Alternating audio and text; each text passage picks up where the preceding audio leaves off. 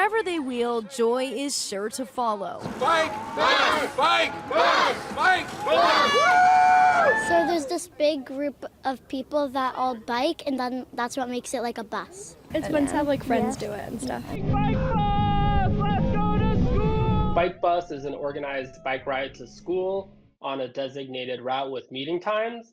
It's usually led by parents or teachers or community members. Sam Balto is the co-founder of Bike Bus World, what started out as an initiative in his hometown of Portland, Oregon. All right, have a great day at school, everybody! Has become a resource for people who want to start riding in their own communities. Just seeing how my students responded that morning and how the parents and how myself as a teacher felt arriving to school and how different that was than every other morning, I really felt that this was something special. Bike Bus World co-founder Jessica Tillier started a group in Montclair, New Jersey, currently the biggest bike bus in the U.S. Our bike bus is now 400 or 500 people strong. It started with 5. It's grown like wildfire. I couldn't be happier. It's not because of us, it's because of the kids. The adults helping guide the kids to school. We realized that we didn't really have the safety infrastructure, and by being out there together, we create a safe environment for families to be able to bike to school. About 15 miles off the coast of Martha's Vineyard, fresh power from offshore wind turbines. The Vineyard Wind Project is one of many benefiting from President Biden's landmark climate legislation, the Inflation Reduction Act. This project alone should produce power for more than 400,000 households, and others are planned around the country. Just about every state in the country is going to see a pretty significant increase in solar and wind because these incentives are widespread, and some parts of the country have better wind resources. While the IRA has helped quicken the transition to renewables, Princeton researchers found that it still is not fast enough to cut greenhouse gas emissions in half by 2030. As of right now, Princeton found that solar and wind are expected to grow and eventually make up more than half the energy in 46 different states by 2035. There are more jobs in clean energy in general than there are in the more conventional types of energy that we've had for a long time, fossil fuels. It requires more people to do it, so that means there's more jobs. And then the health impacts, I think, are really pretty significant. With this Climate Minute, I'm Ginger Z. Oh my gosh, a Tesla Cybertruck is on fire. A string of attacks targeting Tesla vehicles grabbing the attention of the FBI and the White House today. We certainly think it's despicable, the violence that has taken place against Tesla. Attorney General Pam Bondi is calling the violence nothing short of domestic terrorism. The FBI's Joint Terrorism Task Force says one case in Las Vegas looks a lot like it might have been. It certainly has some of the hallmarks that we might think. In Las Vegas yesterday, somebody seen on surveillance video dressed all in black fired a gun into multiple Tesla vehicles and used Molotov cocktails to destroy 2 vehicles, damaging more of them. That person wrote on the wall of the Tesla building the word resist. This was a targeted attack against a Tesla facility. In Kansas City, police say 2 Tesla Cybertrucks were set on fire. Earlier this month, shots were fired at a Tesla dealership in Oregon. Cybertrucks were set on fire in Seattle, and Teslas were spray painted in Massachusetts. In North Charleston, South Carolina, 24-year-old Daniel Clark Pounder was arrested accused of vandalizing a Tesla charging station with spray paint and Molotov cocktails outside of a pizza restaurant. The ATF allegedly finding his notebook with anti-government beliefs. Last week, while promoting Teslas at the White House, President Trump calling the vandals garbage. You do it to Tesla and you do it to any company, we're going to catch you and you're going to go through hell. In less violent protests, some Tesla owners are now putting stickers over the logo. But regarding the violence, we are taking the full, brunt of all the FBI resources we have available. Today, the FBI is trying to figure out if the attacks are linked or if they're being carried out individually. It comes as Tesla's stock price has been dropping for close to 9 weeks. Alex Stone, ABC News, Los Angeles.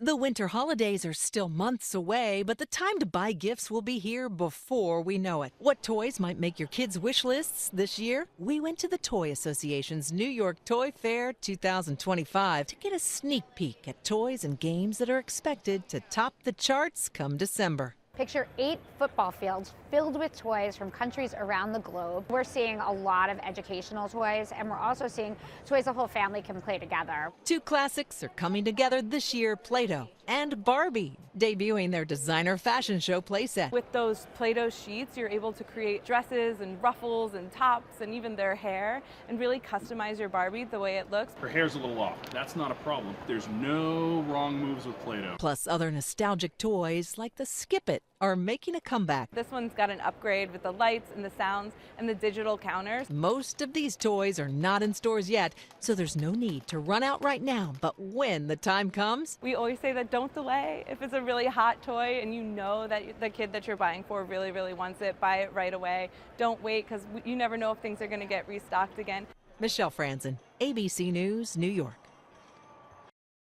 On I-25 in Colorado, extreme wind overturning semi-trucks. Near Monument, south of Denver, traffic for a time at a full stop. Both directions of the interstate closed. In New Mexico, between Albuquerque and Santa Rosa, dust that created chaos. There he goes, jackknife. In Lincoln, Nebraska, highways littered with cars and big rigs in a blizzard on the last night of winter. Similar scenes in Minnesota, Kansas, and Iowa. As you can see, we have a big change in the weather since yesterday. We're having a lot of heavy snow and winds. I can't believe Dude, we just got hit by an avalanche. Look at that. And in Utah's Cottonwood Canyon, multiple cars buried in an avalanche. Push those cars up and out.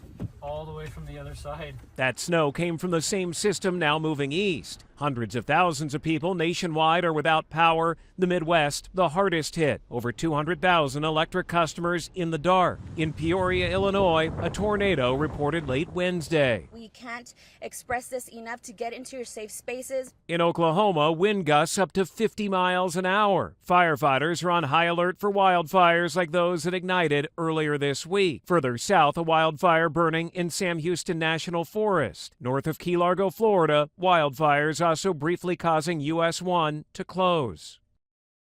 That strong wind will be moving east on Thursday, impacting the Great Lakes, but forecasters say it won't be as strong. Chicago will be dealing with snow, which residents in New England could also experience on Friday.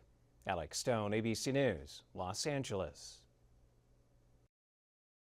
Spring is blossoming earlier. We have warmer winters. We see and feel the impacts of human-amplified climate change every day. Some people might think it's too late to fix it, but Climate Action Now, a company dedicated to fighting climate change, says it's not too late. 10 years ago, when I got started, scientists thought that we were heading towards a world with 4 to 5 degrees of warming.